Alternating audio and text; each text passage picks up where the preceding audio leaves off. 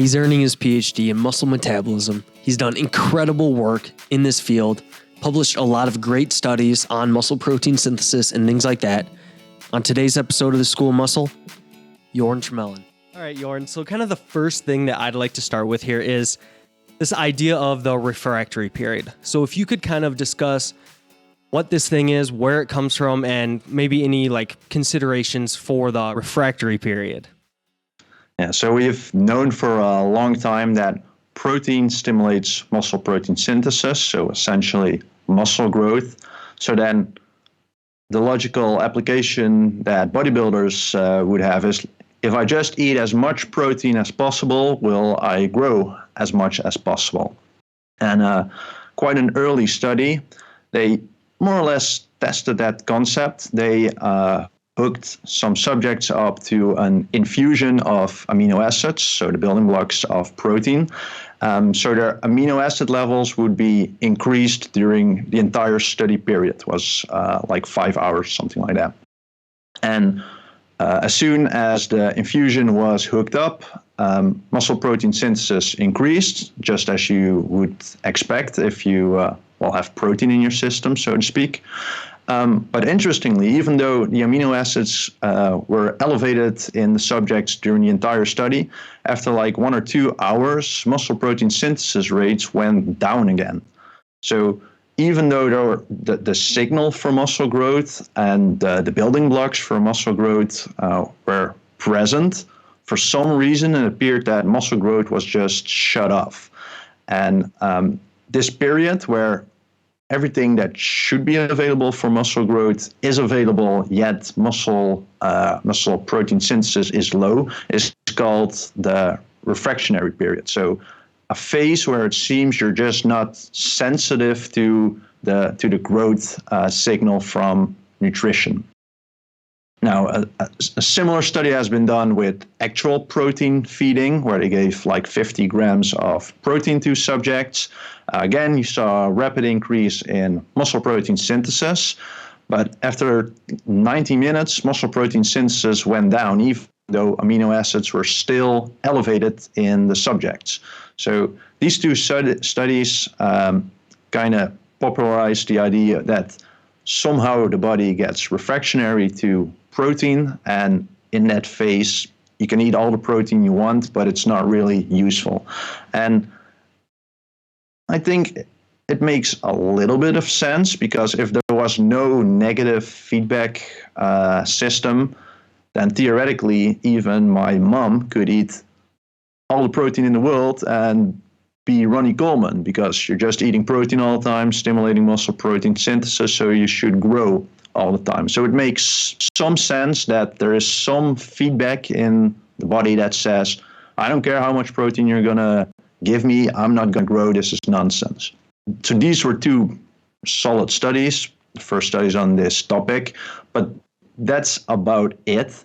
For example, there are no studies in athletes or no studies after subjects have exercised. At least none that have specifically looked at that question. There's some indirect data, and there it seems that if you eat protein just at rest, no exercise, that you stimulate muscle protein synthesis for 2 to 3 hours. But if you did exercise before, you stimulate it for at least 5 hours, the maximal rate of muscle protein synthesis. And that was the longest they measured muscle protein synthesis in those studies. So maybe it lasts even longer. And again, to me, that makes a lot of sense, that your body knows that, well, if there's no exercise, why would I build muscle with all this protein that I'm eating? Well, if you have done challenging exercise, that your body knows that it can utilize the protein you've eaten. So the concept makes sense to me. I'm just very skeptical that the concept also holds true for athletes who are always exercising. And we know that that exercise increases sensitivity to protein intake for, depending a little bit on training status and exercise volume, for 24 to 72 hours. So athletes would pretty much always be in a post-exercise state. So they would pretty much always be able to utilize the protein they feet. So that's a little bit of the background where it comes from and a little bit of my skepticism whether it has any application for athletes. It has not been shown that it works in athletes, so to speak, that there is a refractory period in athletes, and I would be somewhat skeptical if there is. Maybe one last thing I want to add. Some people have suggested that you should try to avoid the refractory period, that if you eat in the refractory period, that you can't really use your protein, which is probably true. But my question is, why wouldn't you eat in protein? Unless you think that you need to let all the amino acids in your body be gone before you become sensitive again. But that wouldn't make a lot of sense to me, because then if you would hook up a subject with an infusion, you get a bump of muscle protein synthesis for like 1 to 2 hours. And then if you keep that infusion running for the rest of his life, will his body say, no, we're not going to increase muscle protein synthesis again? Like, that doesn't make any sense. So let's say the muscle protein synthesis of the muscle refractory period applies even to athletes. I don't think that's a reason to not eat protein. Worst case scenario is you don't really use all the protein you're eating, but I don't see what you will gain by avoiding protein. I don't think that's going to help you resensitize at all.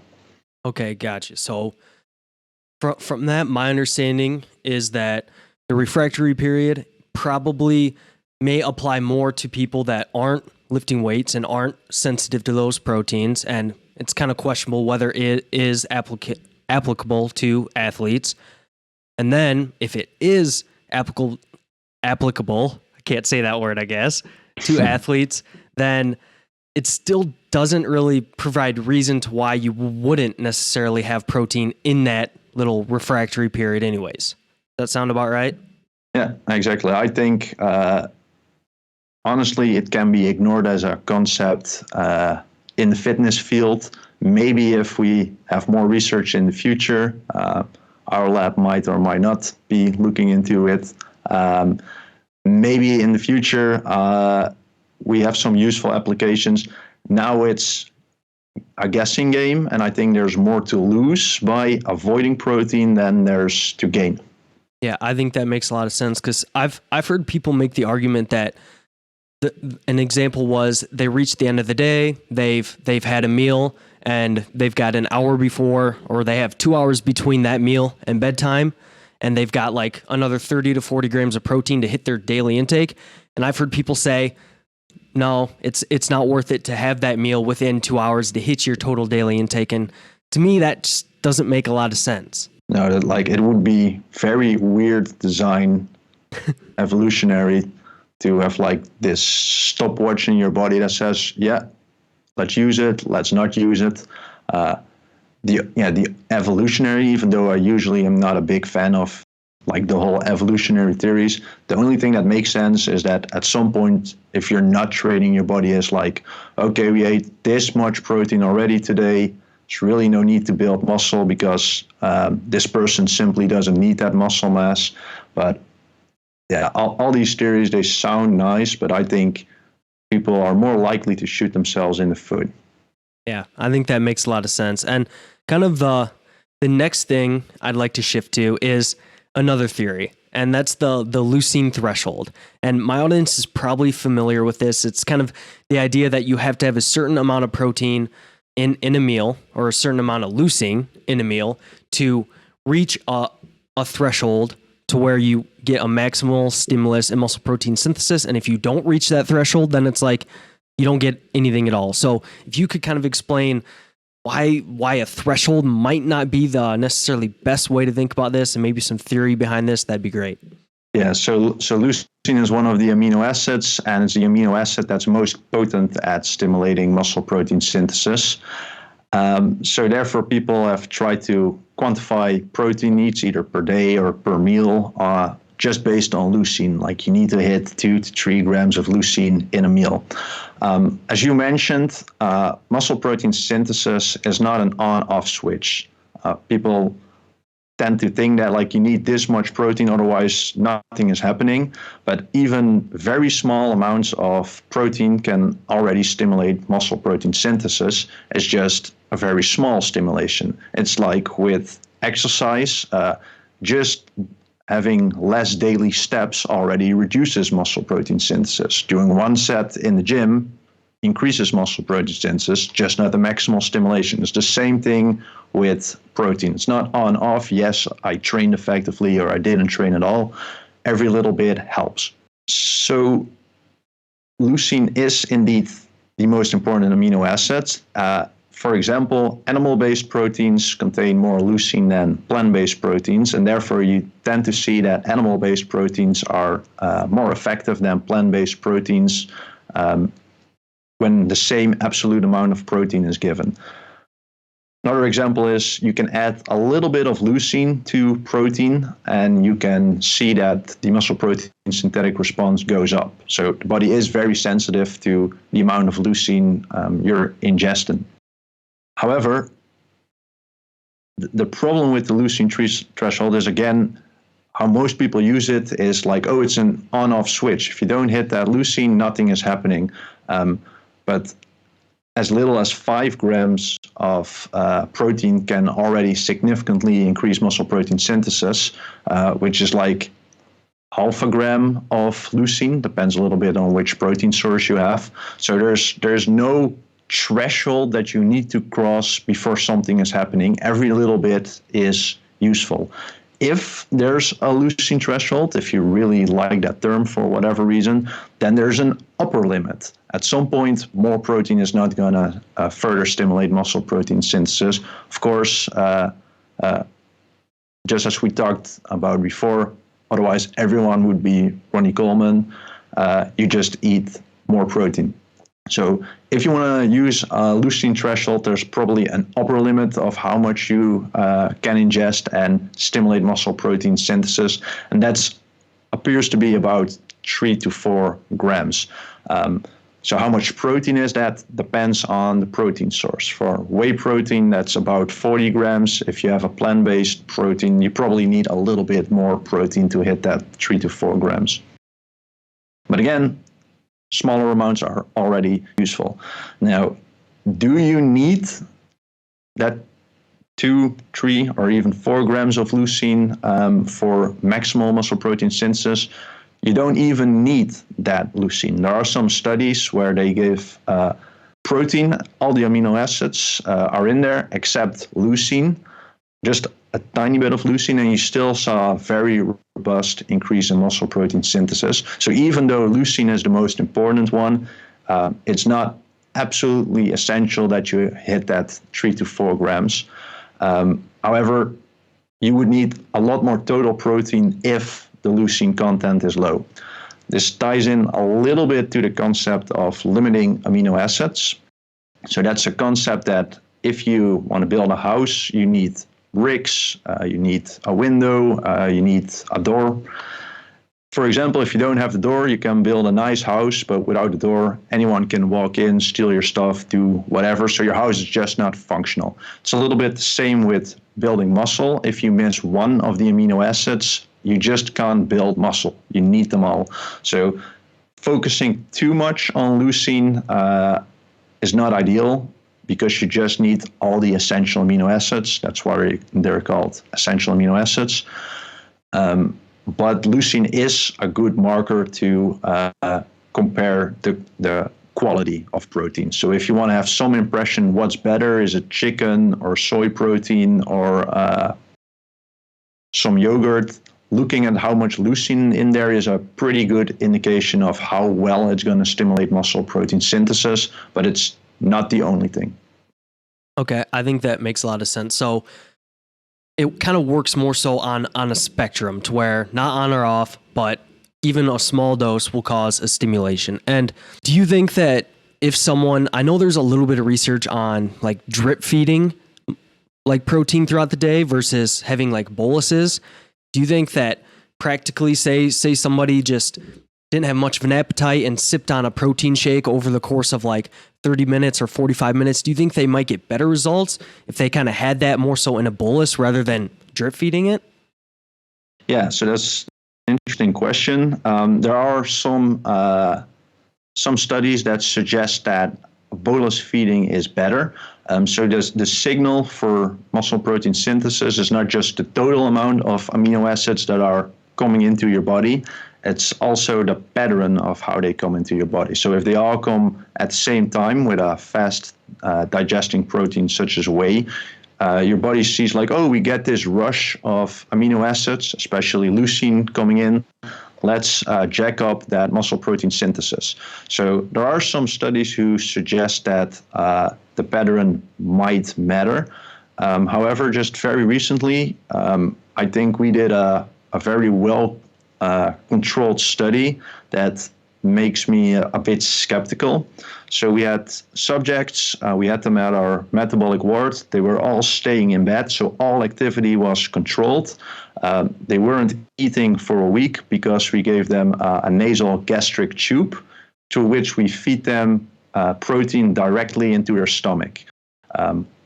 One group of subjects had a pump that was putting the protein in at 3 boluses throughout the day, so 3 times reflecting a normal meal pattern. The other group, the pump was just continuously pumping at a very slow speed. So total protein intake was the same, but either as 3 boluses or more or less, sipping throughout the whole day. And there were absolutely no differences between the groups.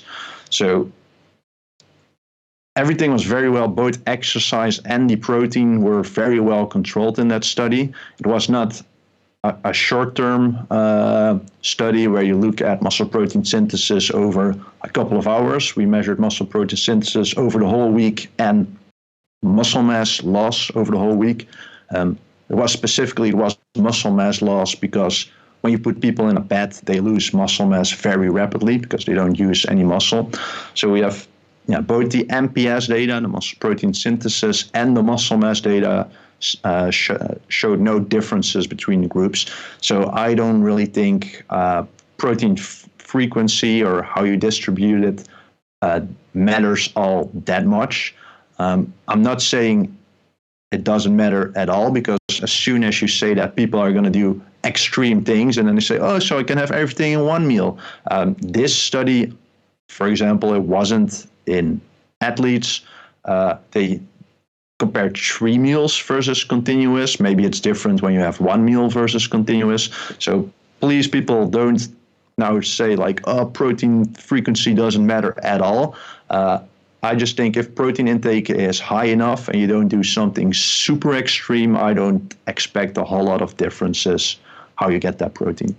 Gotcha. So if you hit your total daily intake and you're not on either end of either just like 1 big meal a day or 20 really small meals, I think it probably evens out pretty much in the long run.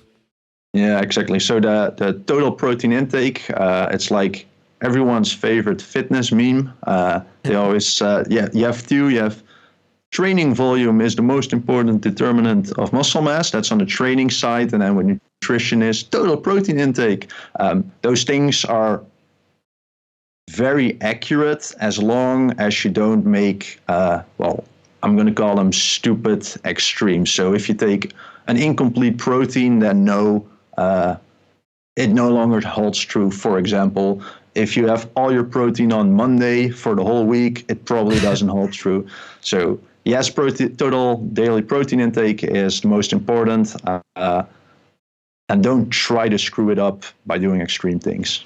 Gotcha. I think that makes a lot of sense. And kind of the next place I'd like to shift to is kind of how training and your activity levels kind of involve in this. And do you think that if someone's like doing a higher volume bodybuilding program, like they're really trying to push that volume, do you think that they might need a little bit more protein compared to someone that's doing just a general resistance training program? So maybe someone that's in some of these studies, maybe they're not quite pushing the volume as much. If you think that if someone's more advanced, that they could potentially need a little bit more protein with that?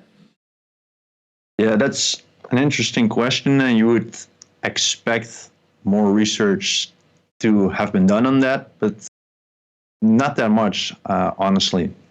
So intuitively, you would think that the bigger you are, the more you train, the more protein you need. Like bigger car needs more fuel for just that concept. Faster car needs more fuel. And I'm definitely not saying that's not the case, but there are also a few mechanisms that may explain why that's not the case, or why bigger guys might be even more efficient with their protein. On one hand, you see that if you're more trained, that it tends to look that you're more efficient at recycling your protein. So you have protein breakdown, but those proteins, they don't just disappear. You just break them down, and then they're amino acids, and then your body knows like, oh, we're going to use them right away for muscle protein synthesis again. So what a trained muscle is really good at is remodeling itself. It just says, oh, I know there's a lot of wear and tear on me, so there will be more breakdown, but I'm also going to reuse those amino acids very effectively. So that's one thing. Somewhat related to that wear and tear, that muscle damage, you see that the most muscle damage is in subjects who are not used to training. So when you have subjects, they train for like their first month, that's when they have the most muscle mass. Definitely not the most muscle mass, the most muscle damage. Even if they train progressively, after that, muscle damage becomes less. Of course, this really depends on your program. If you're going to do a very advanced programming, as you become more advanced, then probably you'll have more muscle damage again. But you just can't make the linear assumption that, oh, I'm doing twice the volume of that other guy, so I have twice as much muscle damage, therefore I need more protein. No, your body has also become much more immune to muscle damage, so to speak. Having said all that, my real answer, it's not really clear. I would be very practical there, is if you're doing all that effort and training a lot, why would you not eat a high protein diet? That's really what it comes down to. And that's coming from a scientist. Like, I see no reason to not eat a high protein diet. It's not going to be detrimental, and it might have upside.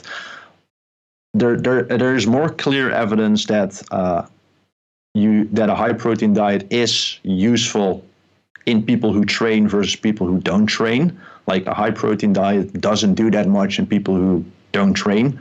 But if you're training, you can utilize your high protein diet, so to speak. But then within people that train, is the people that have been training for years, can they use their protein even more effectively than those who just begin? That's not really clear. But again, there's not that many people who are advanced lifters who don't have a high protein diet.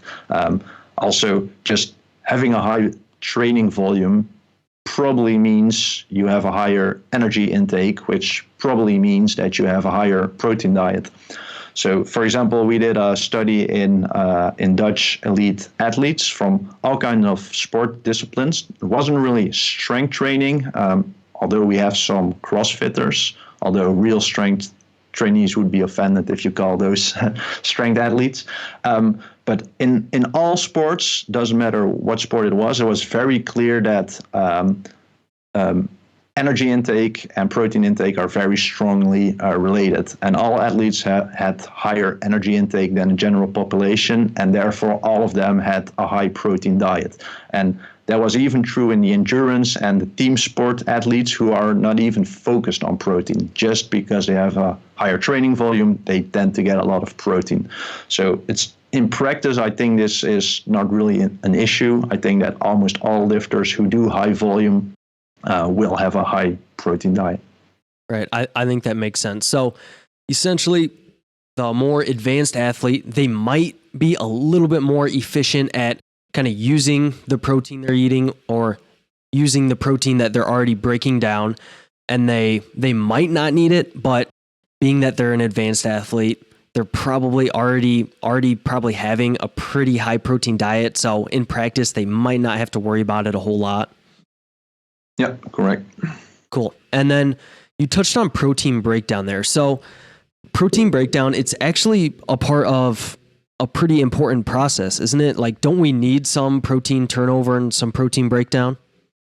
Yeah, so the analogy I like to use is that muscle protein synthesis is like adding bricks to a wall. And in strength sports, you're trying to build a big and or strong wall, depending on whether you're more powerlifting or bodybuilding. Now, at the same time, there's also bricks that are being removed from the wall. That will be muscle protein breakdown. So that sounds very bad, but if you keep using that analogy, if you have a wall that has a lot of cracks in it, do you want to build another level on that wall, or would you first want to repair the damaged stuff before you start building, before the whole thing comes down? And that's why we need protein breakdown. What protein breakdown does is it breaks down the damaged proteins. It doesn't just randomly say, oh, we're going to break down this perfectly fine muscle protein that you worked really hard for. No, it's going to break down damaged proteins. And now we get back to that recycling. You can then use those building blocks to make a new protein. So it's just an essential process. Otherwise, you would just rupture your muscle at some point because there's too many damaged proteins that you've never replaced. In humans, you cannot really study this very well, but in animals, you can genetically engineer them so that muscle protein breakdown doesn't function properly. And you see that those mice are smaller and weaker than normal mice. So protein breakdown, it sounds bad. That's only true if you have a scary disease and it's abnormally high, but normal levels of protein breakdown is a useful process. Okay, gotcha. So protein breakdown isn't necessarily something that people should necessarily fear and be scared of happening, as it's just kind of a normal process of keeping a healthy muscle and things like that. Exactly. And perhaps interesting to add is it sounds like, oh, you have these two processes that are in balance, but muscle protein breakdown, it doesn't fluctuate that much throughout the day. So you can influence a little bit with exercise and feeding, but only a little bit. While in contrast, you can, if you exercise and eat a high protein diet, your muscle protein synthesis rates can go up 3 to 5-fold. While protein breakdown, if you do everything right, you can reduce it by like 50%. So your balance between those two processes almost entirely depends on what happens to muscle protein synthesis. So it makes sense that people feel that if they read a study like, oh, but what happened to the protein breakdown? But it barely matters. It's like if you want to become a millionaire, you're not going to become a millionaire by trying to save your minimum wage. You need to have a high salary. So really focus on optimizing muscle protein synthesis, and the breakdown, it's a necessary process. As long as you don't have a scary disease, don't worry about it. Gotcha. So muscle protein breakdown is quite a bit more consistent, and we can manipulate muscle protein synthesis quite a bit more then. Yep. Gotcha. And then on that note, while dieting, isn't the reason why, well, one of the reasons why it's kind of difficult to build muscle while in a dieted state, because muscle protein synthesis is actually decreased quite a bit? Yeah. So muscle protein synthesis is an energetic process. It's an anabolic process. So your body is going to shut down, let's call it unnecessary processes when it thinks it's starving. That's like a low-level explanation, but it's easy to understand. Like why your body doesn't care about your testosterone level when it thinks you're about to starve to death in 2 weeks. So that's why testosterone, for example, drops when you're dieting. So the same thing is true for muscle mass. Like muscle only, it costs a lot of energy to build muscle. Well, it costs energy to build anything in your body. Then you need more energy to maintain all that muscle. So it's not your favorite, or it's not your priority for your body when it thinks it's starving. So indeed, muscle protein synthesis is muscle protein synthesis rates, even when you don't train, it's lower in a dieting phase versus if you're in energetic balance. However, that doesn't mean you can't build muscle while you're dieting. So that's something that's often claimed, that no, you need to be bulking to build muscle, and then during cutting you lose a little bit of muscle, but you lose more fat, and you need to cycle those. Quite a few studies now have shown that you can build muscle while you're dieting. It's just more difficult than if you were in energetic balance, for example. So if you've been struggling to put on muscle mass and then you're going to cut, for that person, he's probably only going to experience muscle loss because he was more or less already at what he could gain. But there is no real reason why it's not possible, as long as the training stimulus seems a more important priority for survival than not starving. You can build muscle mass. So probably the best study on that, subjects were training 5 times per week. One had a normal diet with 1.2 grams of protein and per kilo. Yeah, per kilogram. And they were in a caloric deficit. So they lost fat, muscle mass stayed more or less the same, but another group had the same amount of calories, but 2.4 grams of protein, so double. And that group was clearly able to build muscle while losing fat. So it's not easy. It's more difficult than when you're in energy balance. How is that a hard word? But it is possible. And I think believing it's not possible, 1 is wrong, but 2 also is just a limiting belief that makes it even harder. Right. You kind of nocebo or placebo yourself into kind of thinking it's not possible, and then you're really screwed. Exactly. So if somebody is in a calorie deficit, do you think that it makes sense to eat a little bit more protein than if they're at energy balance, or do you think it might not matter a whole lot considering they're still eating a relatively high protein diet kind of year round? Yeah, so in general, protein recommendations for subjects who are dieting are a little bit higher than people who are in energetic balance. The exact number is, of course, not really known, but recommendations pretty much go from 1.6 grams per kilogram body weight per day up to 2.4 grams per kilogram body weight per day. And that's often, with those guidelines, is a little bit like which safety margin do you want to take. So I would say that 1.6 grams per kilogram per body weight per day is, both in energetic balance as well as dieting, a pretty good guideline. But then both for dieting and let's call it during bulking, or at least energy balance, you might want to go a little bit higher just to be safe, because we just don't have enough studies to really nail down the exact number. But it does seem that a slightly higher protein intake, so that 2.4 grams, would be smart while you're dieting. But again, it will also depends on factors as how big is your caloric deficit, how long is it, what's your remaining body fat. So if you're a competing bodybuilder who's trying to get from 7 to 5% of body fat, you kind of want to do every possible thing correctly to not lose muscle mass. While if you're going from 15 to 10% body fat, it's very likely that you'll lose minimal muscle mass, or maybe even gain it if you're training hard and have a decent protein intake.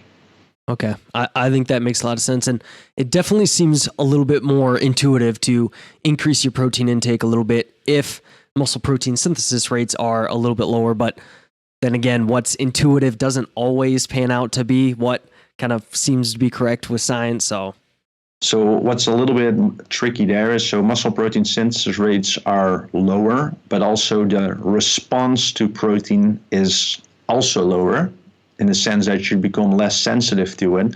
But that could be an argument trying to overrule that by eating more protein. You see, for example, with aging that older people are less sensitive to protein. So if you give an older subject 20 grams of protein and a young subject, you see a relatively large increase in muscle protein synthesis in young subjects, relatively small in the elder subjects.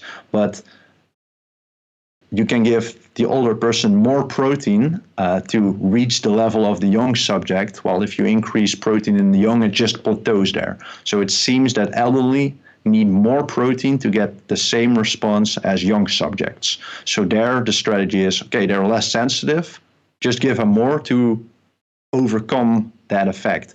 But that's not true for all conditions. For example, there's a lot of research on muscle tissues.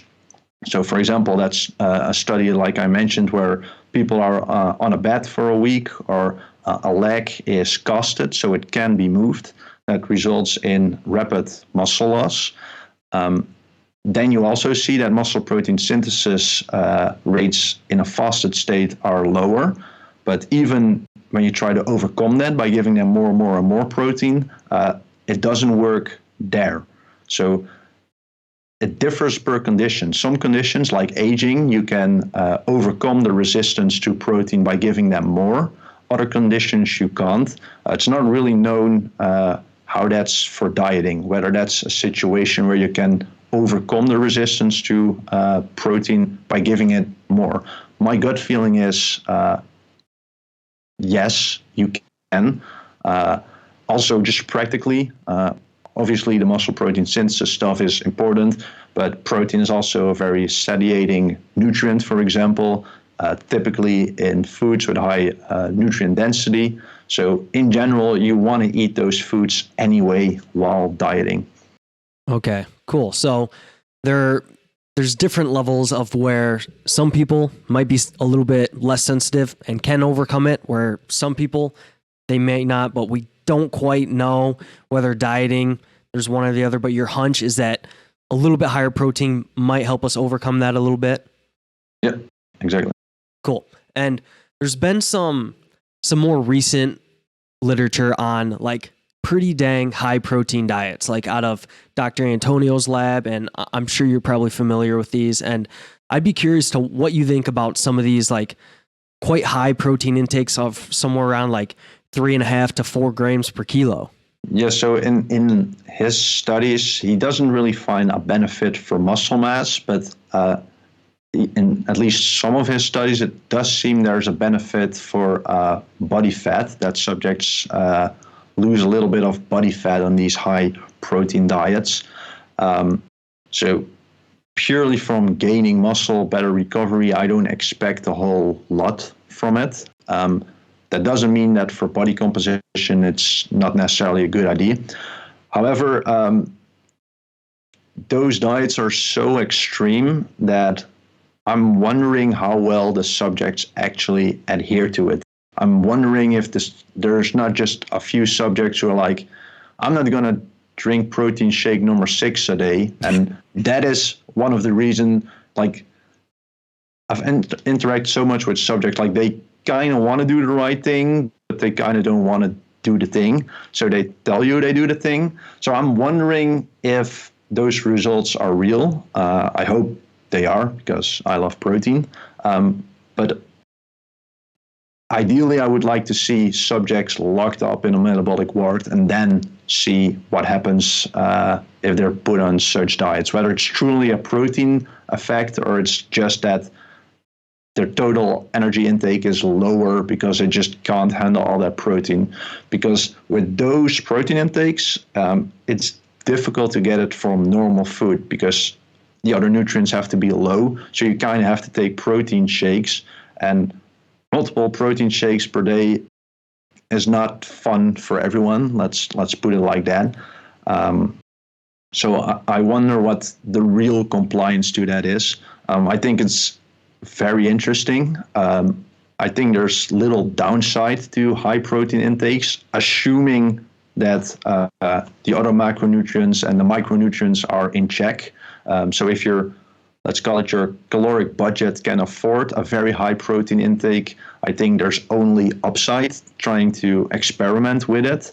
But I'm not convinced that it will do a whole lot for muscle. I'm also not yet convinced that it will do a lot for fat loss. And one potential concern I have is for, let's call it the hard gainers who have trouble eating a lot of food. I would rather have them first eating a lot of food and then focus on trying to increase their protein intake than, I need all my protein intake, but therefore they just eat too little. I know that Dr. Jose Antonio, he does a lot of studies where also females participate in. So maybe a 3 to 4 gram per kilogram body weight for some females is relatively easier than for some guys who have a higher body weight, for example. I don't know. I don't have that much experience with female subjects. So I think those studies are very interesting. I think the concept is interesting. I'm not sure if it's practically to be recommended, at least at this point. But I have no concerns about health issues either. So if it's something that listeners feel they might have affection with, let's give it a go. There's really nothing you have to be worried about. Also, Dr. Jose Antonio, in those studies, he has looked, do you see any detrimental effects on kidneys, on bone mass, stuff like that? And there's either no effects or positive effects. Important disclaimer, that's in people who have, for example, healthy kidneys. There's some research that a high protein diet might not be a good idea if you already have pre-existing kidney issues, but there's really no research that suggests that a high protein diet is detrimental for any health outcome in healthy people. So I think it's something worth experimenting with. Yeah, I think so too. And credit to you guys for doing the research on these nutritional studies, because this upcoming year I have to do a master's thesis or my master's project. And one of the things I was thinking about was nutrition, and talking with my professor. He's like, yeah, we're going to have a 24-hour fast for these subjects. And then you're going to have to pre-bake all their meals. And then you're going to have to make sure they're actually eating it. And there's a lot of difficulties and challenges with doing this research in nutrition for sure. Yeah. So, it sounds so simple because a lot of stuff like measuring muscle protein synthesis, I always say it's not rocket science. It's more complicated than rocket science, like all the biochemistry that comes into it. But something as simple as energy intake is incredibly difficult to measure because give people a food log. Well, one, did they actually write it down? Or let's say people write everything down. There's good evidence that having a food log around you changes the choices you're making. So just having that food log is like, oh yeah, it makes you think of your nutrition, and therefore you don't take that candy, right? Because it makes you think about your nutrition. You can do recalls. So at the end of the day, someone can call, hey, what did you eat? Like, surprise, here's the call. But then still people fail to remember everything. Like most people know what they eat, but then they forget the sauce they had, or they forget that they had a drink with something. So measuring energy intake is horrible. Measuring compliance is horrible. So it's always easy to come up with a study and how you want to do it, but then either it's just not feasible, or you do something like, for example, the high protein diet studies from Dr. Jose Antonio we just discussed, and then you have people like me like, I'm not sure if that people actually eat it. So it's so difficult. You just try to obtain as much data, and you always have to keep in mind that there are some limitations. So you do a bunch of studies under free living conditions, and maybe there the information is that you learn that, for example, let's say that protein recommendations, the optimal amount is, let's say 2 grams per kilogram body weight, but that people always undereat by 10%. maybe you learn that from studies like that. And then maybe we should give a little bit higher recommendations just to compensate for that. Probably scientists wouldn't do that, but maybe a fitness coach would do that. So there's advantages and disadvantages to everything, and you just try to do the best possible studies, and ideally you do them from different angles. So sometimes under free living conditions, sometimes under the metabolic ward. For example, the study I described sounds amazing, having people have a nasogastric tube so you control all their feeding, but it's not really practical, of course. So it's always that trade-off between scientific rigor versus real life. I just try to get the best and the most data, and then see if there's a consistent pattern between all studies. Right. The more controlled it is, the more of that like external validity that you kind of lose. And that's why you have to use those studies with less control and kind of take it all together and see where that trend's at, for sure. Exactly. Yeah. So I generally dislike it when people say like, oh, that's a bad study. I feel that almost every study adds something, maybe not a whole lot, and there's many limitations, but at least it's a study that gives some information, taking the limitations into account. And once you have 200 studies which all have limitations, you start to get having a pretty good idea, at least somewhat of an idea of how things work, while, I don't know, arguing about what the perfect study would be doesn't help anyone, I feel. So every study try to take away the positive from it rather than, oh, it's not perfect, because by definition, no study will be perfect. Yep, for sure. And kind of the next thing I'd like to touch on is, I think most of my audience anyways is going to be relatively familiar that having some pre-bed protein seems like a pretty good like cost to benefit ratio. If you're hitting a total daily intake anyways, maybe having a meal before bed might not matter as much. But you're at home, there's not a huge cost to just going in the kitchen and having a little bit of protein. So it's relatively a decent idea. But there's also people that will say that if you eat a little bit too close to bedtime, it might mess up your sleep a little bit and things like that. And I'd be curious if you have looked at any of the literature on pre-bed protein and whether that can affect somebody's sleep. Yeah, so we have done a couple of studies on pre-sleep protein. Now we have looked at different markers of sleep quality. So the first one is simply heart rate. Does that change whether or not people have pre-sleep protein? Because if you're awake, obviously your heart rate is higher than when you're asleep. We have used wrist actigraphy. So it's like a Fitbit that just tells you is a subject rolling around, which probably means he's awake. Have we done other things?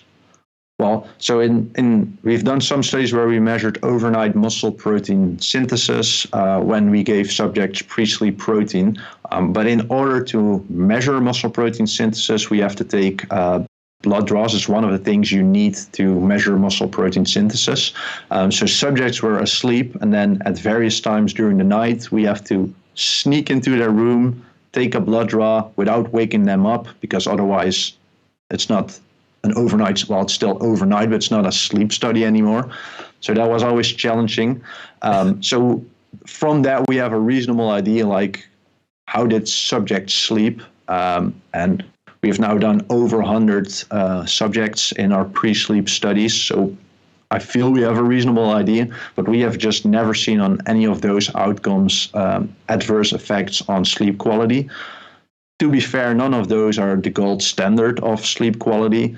But in order to do that, you have to hook up all kinds of stuff to their head. And since it was never the main outcome of our study, we didn't want to make things more complicated, because our subjects are already sleeping with infusions in their arm, with us taking blood draws at night.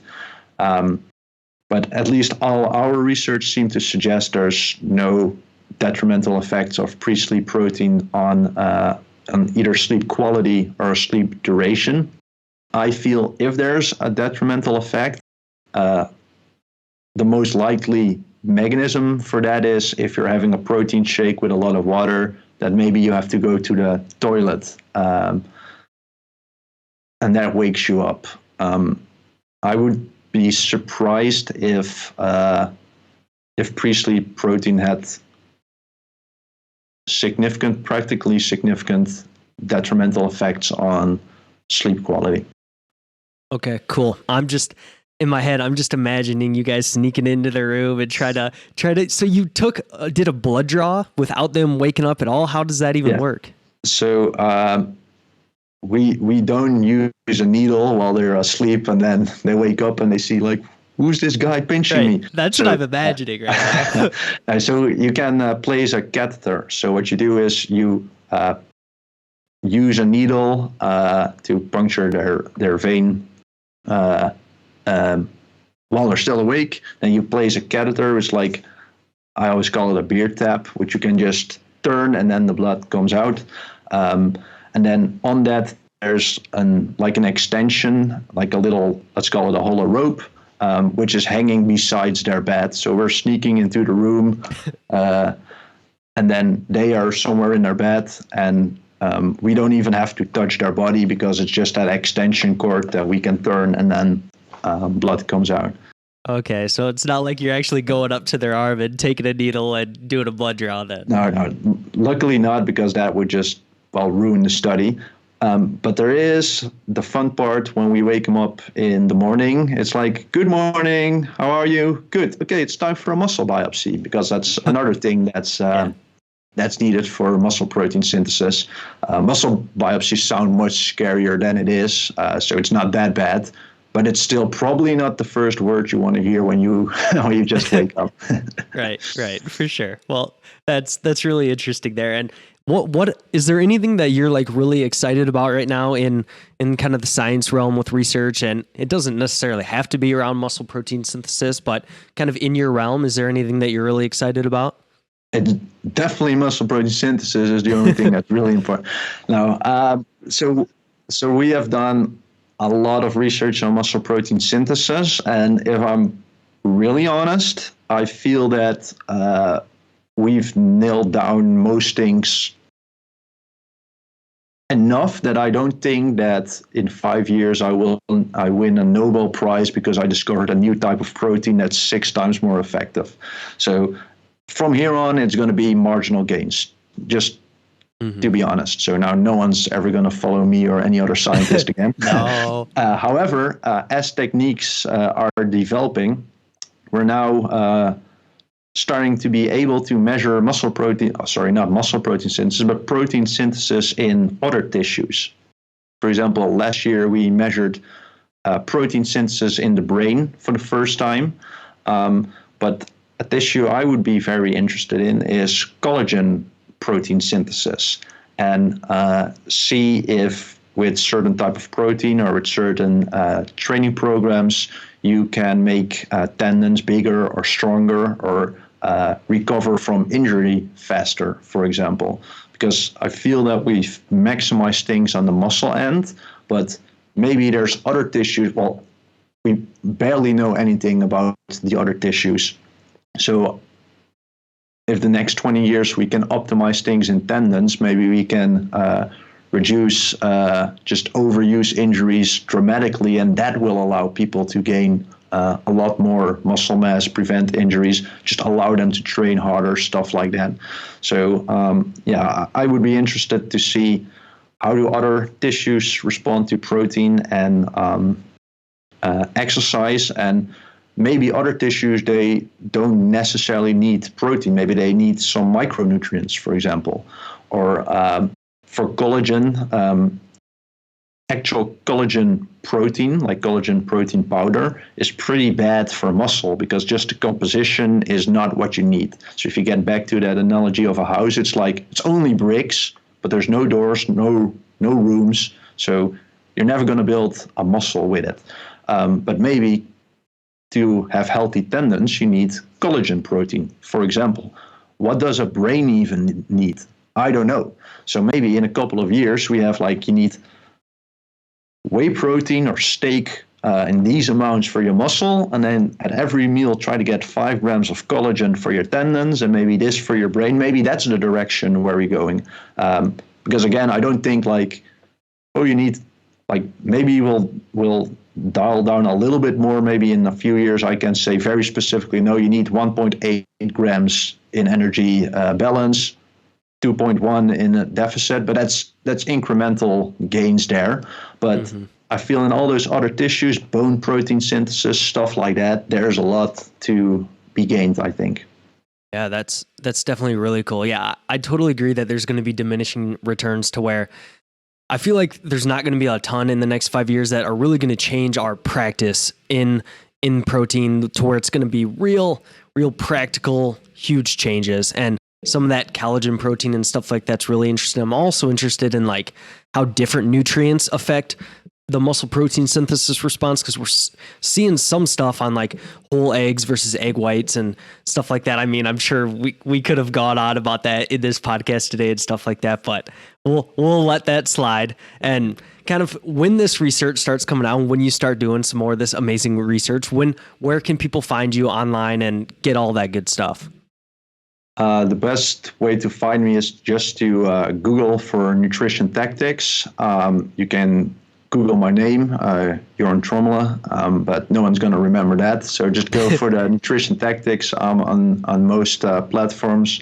Instagram. I'm starting to pick it up on YouTube, but it's so much work, and I'm also trying to do research. So I'm sure people can find me if they're interested. Okay, cool. Well, thank you so much for coming on today, Jorn. Thanks for having me, Ryan.